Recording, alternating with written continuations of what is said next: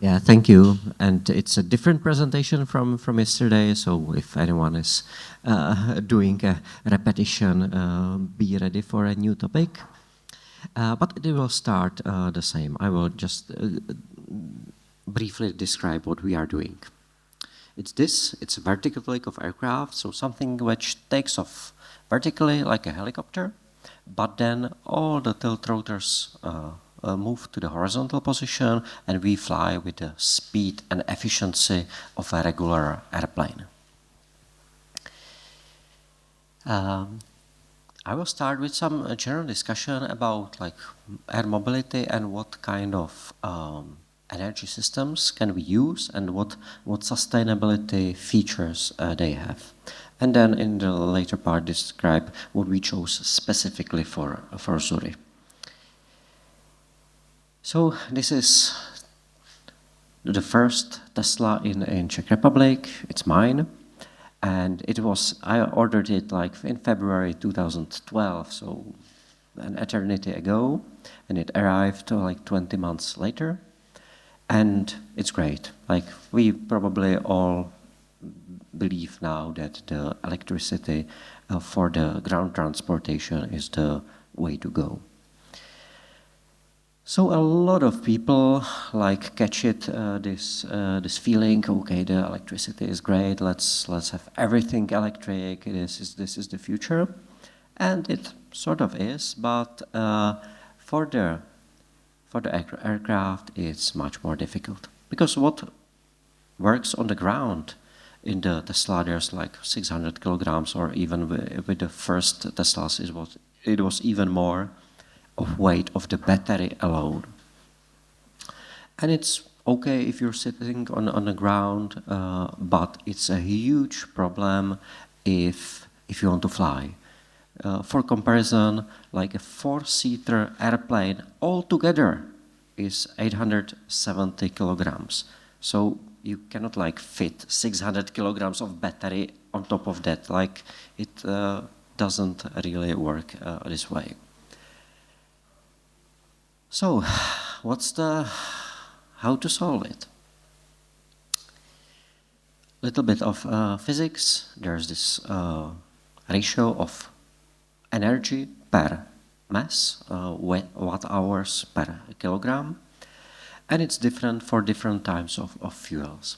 So the best batteries available today, they can go, for example, like 300 watt hours per kilogram. That's decent, but if you compare it with the classical liquid fuel, and I will speak a lot about the sustainable aviation fuel because that's what we chose. The energy in that is like orders of magnitude better, 12,000 watt hours per kilogram.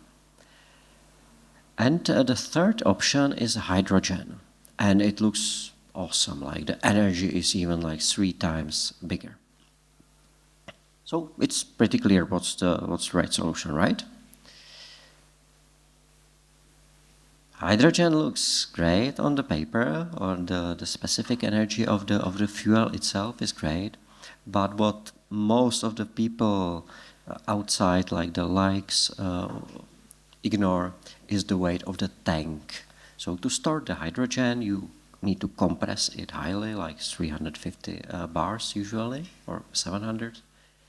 And you need the tank. So it's not like with a liquid fuel that you have the tank and you just fill it in, and it doesn't raise the weight substantially.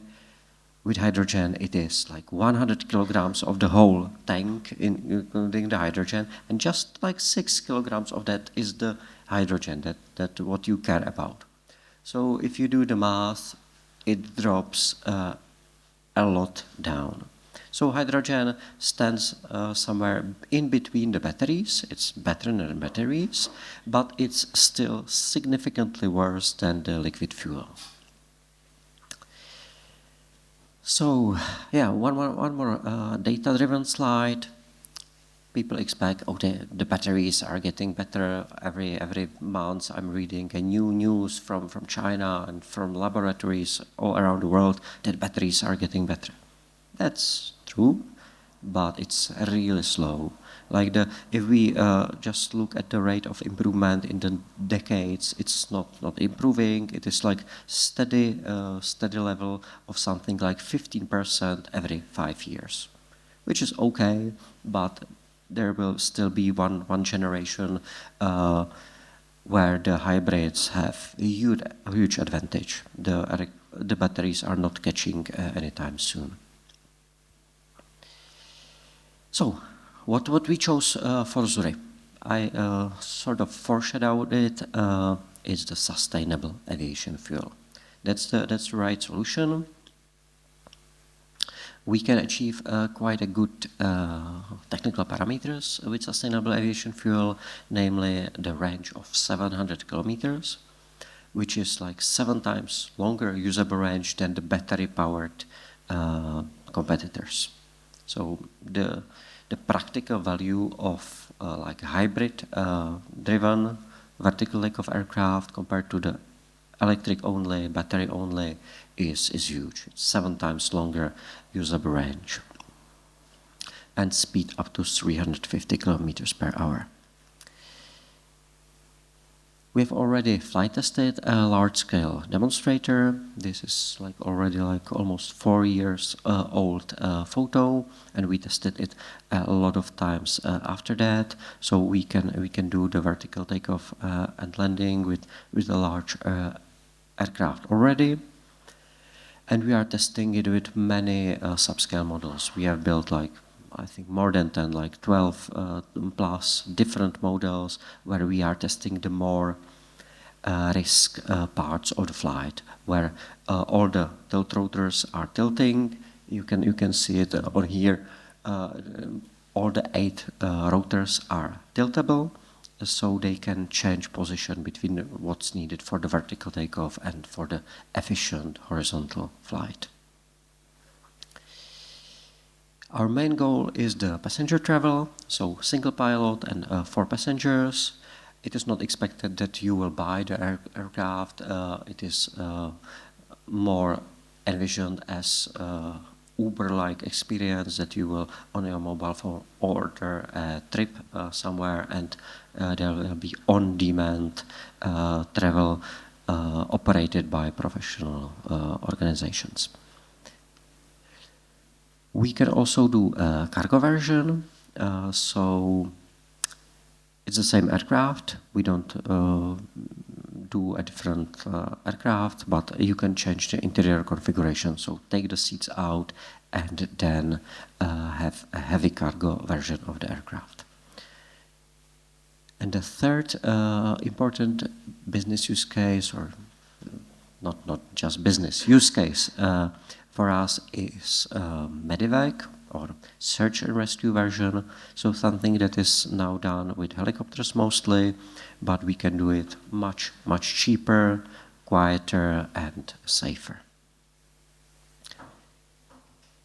I will not go into detail here, but just these numbers are the most important competitive advantage, because we believe that flying for 50 kilometers or 100 kilometers is not really the breakthrough that we are waiting for. If you want to travel 100 kilometers, almost always the car will be more comfortable, cheaper, more ecological way to do it. So it only makes sense to hop in the aircraft for longer distances. How the hybrid works, there's a turboshaft engine running on a sustainable aviation fuel inside the aircraft, which basically replaces most of the heavy batteries. We will have a small battery for to cover some peaks or as a safety measure, but most of the energy is produced by the sustainable aviation powered hybrid powertrain. Visualization of the range. So the small one is the battery powered ones, the long ones is the hybrid. And I think that's almost all. This is the interior, how it should look like. Yeah, I think, yeah, this is the important part. I think, I'm not sure if I have time. Yes. Yeah. So this is important for sustainability, and it is comparison of the emissions, so CO2 equivalent per passenger kilometer of different ways of transportation. As you can see, if we run on sustainable aviation fuel, it's really good. And it might sound counterintuitive to some of the people. How can, like, the hybrid be even better than electric powered vehicle? And it's actually the quite simple explanation. When you recharge anything from the grid, it doesn't mean there's zero emissions. You are basically using the emission of the whole power plant system in the country, which is getting a little bit greener, but still the majority of the electricity produced in Europe and in the whole world is from fossil fuels. So there are significant emissions when you recharge anything, including electric aircraft, from the grid. But compared to sustainable aviation fuel, if we use that to produce electricity, the emissions per passenger kilometer are, or per watt hour in this case, are twice as low. The specific numbers are here. And there are two more reasons why this is a good idea with low emissions. Our batteries are also much more lightweight, because we don't need the huge batteries as electric cars or the fully battery powered aircraft. Our battery is like one third of the capacity. So we will save a lot of emissions from the battery manufacturing and recycling. And the last reason is, generally speaking, one flight of the aircraft is one battery life cycle. So if you need to recharge the battery every 50 or 100 kilometers, the battery will not last as long. If we travel typically 10 times longer distances, it means that the battery will last for 10 times longer distance. So a lot of savings before the battery needs to be replaced. Yep, that's it. So the important part: 7 times longer range, 3 times cheaper operation compared to a comparable twin-engine helicopter.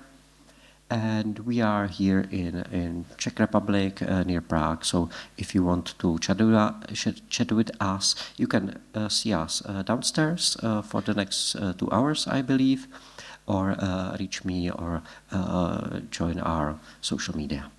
Thank you.